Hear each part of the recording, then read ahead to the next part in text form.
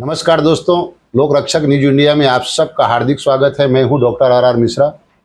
आज आपको अपने नवसारी महानगर पालिका जो पिछले वर्ष 2025 में करीबन 900 करोड़ रुपए खर्च किए, क्या उस खर्च करने के बावजूद हमारे नगर पालिका विस्तार में हमारे गरीब भाई, आदिवासी, दलित, शोषित, वंचित, पीड़ित का कुछ भला हुआ है? क्या उन्हें पानी खरीद कर पीना पड़ता है? क्या हमारे नवसारी महानगर पालिका में जो निर्माण काम हो रहे हैं क्या वो लीगल हैं?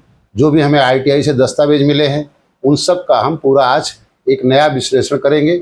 इसलिए आप सबसे निवेदन है कि इस हमारी वीडियो को अंत तक जरूर देखें और आप कहाँ से देख रहे हैं उसे भी लिखें।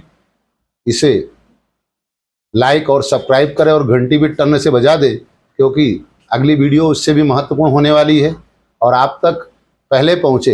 इसलिए इसे आपको भी देखना है, सब्सक्राइब करना है और इस घंटी को भी बजा देना है।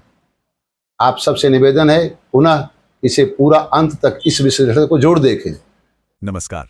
कभी सोचा है कि किसी शहर के विकास पर 900 करोड़ रुपए खर्च हो जाएं, लेकिन आम लोगों की जिंदगी वैसी की वैसी रहे? न साफ पानी मिले, न सड़कें ठीक हों। आज हम नवसारी नगर पालिका के इसी हैरान करने वाले मामले को समझने की कोशिश करेंगे, जहां खर्च हुए करोड़ों रुपए और जमीनी हकीकत में जमीन आसमान का फर्क दिखता है। बात है साल 2025 की, जब नवसारी नगर पालिका ने शहर के कामों पर 900 करोड़ रुपए से भी ज्यादा खर्च कर दिए। सोचिए ये कितनी बड़ी रकम है। इस पैसे से तो शहर का कायापलट हो जाना चाहिए था, लेकिन हुआ कुछ और ही। और अब हर किसी के मन में बस एक ही सवाल है कि आखिर इतना सारा पैसा गया तो गया कहां? तो आज के इस विश्लेषण में हम इसी 900 करोड़ की पहेली को सुलझाने की कोशिश करेंगे। हम देखेंगे कि आखिर जमीन पर सच्चाई क्या है, कैसे अवैध कंस्ट्रक्शन और भ्रष्टाचार का एक पूरा का पूरा सिस्टम चल रहा है, और क्यों नगर पालिका की प्राथमिकताएं आम लोगों की जरूरतों से इतनी अलग हैं। तो चलिए कहानी शुरू करते हैं सबसे पहले और सबसे बड़े सवाल से कि भाई 900 करोड़ रुपए खर्च होने के बाद भी नवसानी के लोगों की जिंदगी में कोई सुधार क्यों नहीं आया? देखिए, बात एकदम सीधी है। बजट तो बहुत बड़ा था, पर लोगों के जो रोजमर्रा के हालात थे वो जैस के तस बने हुए हैं। ये सिर्फ एक सवाल नहीं है, ये एक बहुत बड़ी चिंता है कि अगर कुछ बदला ही नहीं तो ये सारा पैसा आखिर इस्तेमाल कहाँ हुआ। अच्छा, आप इन भारी भरकम आंकड़ों को एक तरफ रखते हैं और उन लोगों की बात करते हैं जो रोज इन मुश्किलों का सामना कर रहे हैं। कागजों पर चाहे जो भी लिखा हो, उनकी असली जिंदगी में क्या चल रहा है। परेशानियां एक नहीं कई हैं। कहीं पीने का साफ पानी नहीं है, तो कहीं गटरें उफान पर हैं। सड़कें हैं कि बार बार खोदी जाती हैं पर ठीक कभी नहीं होती। और सबसे बड़ी बात, हर महीने हजारों शिकायतें की जाती हैं, लेकिन लगता है जैसे उन्हें कोई सुन ही नहीं रहा है। और इस सब का सबसे बुरा असर पड़ रहा है गरीब और मिडिल क्लास पर। सोचिए, उन्हें अपनी मेहनत की कमाई से पीने का पानी खरीदना पड़ रहा है, जो कि उनका सबसे बुनियादी हक है। ये सिर्फ एक परेशानी नहीं, ये उन पर एक आर्थिक बोझ भी है। लेकिन ये कहानी सिर्फ लापरवाही या नाकामी की नहीं है।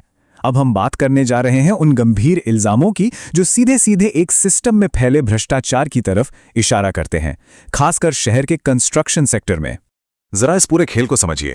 आरोप यह है कि पहले तो बिल्डर बिना किसी सरकारी देखरेख के बड़ी बड़ी इमारतें बना देते हैं।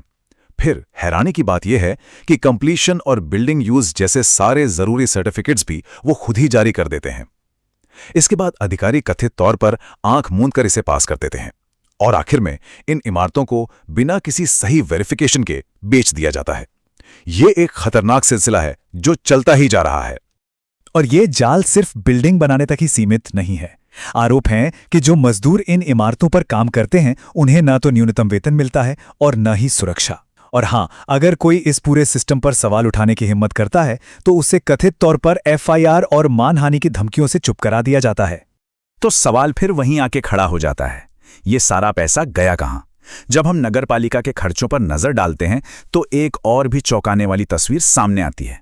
जरा एक नजर इस पर डालिए। एक तरफ हैं फूलों के शो, दीवारों पर पेंटिंग और रिकॉर्ड बनाने के लिए तरह तरह के कार्यक्रम, और दूसरी तरफ हैं लोगों की असली जरूरतें, जैसे हेल्थ क्लिनिक और पीने का साफ पानी। प्राथमिकताएं क्या हैं, ये बिल्कुल साफ दिख रहा है, और ये प्राथमिकताएं आम आदमी के साथ तो बिल्कुल नहीं है। और इससे ज्यादा हैरान करने वाली बात क्या हो सकती है? पूरे 15 महीने बीत गए और शहर के गरीब और आदिवासी इलाकों में एक भी नया हेल्थ क्लिनिक नहीं खुला है। मतलब स्वास्थ्य जैसी बुनियादी जरूरत को इस तरह से नजरअंदाज किया जा रहा है। सोर्स में दी गई ये बात इस पूरी स्थिति को एक लाइन में समझा देती है।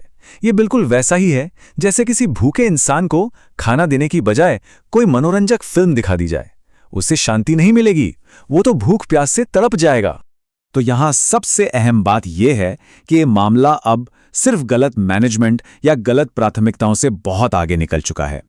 और अब हम इस विश्लेषण के सबसे जरूरी नतीजे पर पहुंचते हैं। मुद्दा अब सिर्फ ये नहीं है कि पुरानी समस्याएं हल नहीं हो रहीं, बल्कि अब एक नई और कहीं ज्यादा बड़ी समस्या पैदा हो गई है, जिसका नाम है सिस्टम में फैला हुआ भ्रष्टाचार। तो इसका मतलब साफ है कि नवसारी में असली चुनौती अब टूटी सड़कें या गंदी पानी की लाइनें ठीक करना नहीं रह गई है।